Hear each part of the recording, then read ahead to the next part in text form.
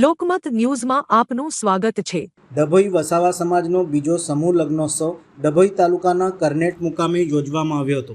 સમાજના આગેવાનો અને સાધુ સંતોની ઉપસ્થિતિમાં કુલ 12 નવદંપતીએ પ્રભુતામાં પગલાં માંડ્યા। સાધુ સંતો દ્વારા આશીર્વાદ પાઠવવામાં આવ્યા હતા।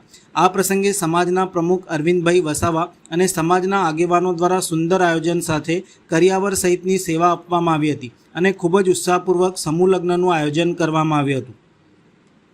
ડભોઈ વસાવા સમાજ દ્વારા સમાજના દીકરા દીકરીઓના માતા પિતાને લગ્ન સમયે વધુ પડતો ખર્ચો ઉઠાવવા ન પડે તે હેતુ સાથે સતત બીજા વર્ષે વસાવા સમાજ દ્વારા સમૂહ લગ્નોત્સવનું ભવ્ય આયોજન કરનેટ ખાતે કરવામાં આવ્યું હતું।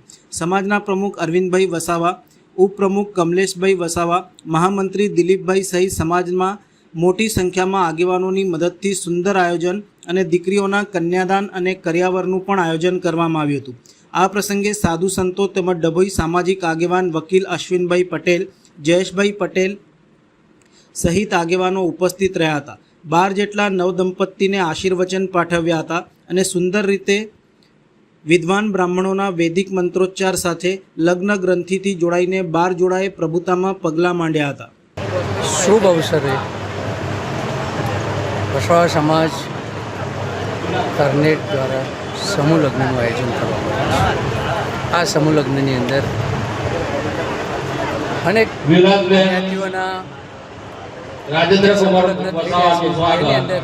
વસાવા સમાજ આ વસાવા સમાજના સમૂહ લગ્ન ઘણા કન્યાઓના મા બાપ વાલીઓ એમને દાદાજી તરફથી દરેક કન્યાઓને એક ચાંદીની ગાય આપવામાં આવે છે, તો તાલીઓ પાડવામાં કંજૂસાઈ ના કરશો।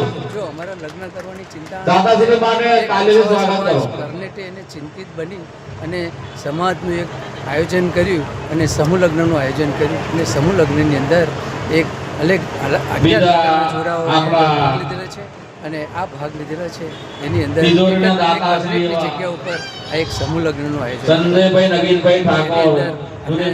મોટા ભાગેના મુસ્લિમ સમાજના, પટેલ સમાજના, પાટણવડિયા સમાજના, બારિયા સમાજના, પંચાલ સમાજના, પરમાર સમાજના, રોહિત સમાજના અનેક દાતાઓએ આ સહયોગ આપી અંદર સમર્થન વસાવા સમાજ પાર પાડ્યું।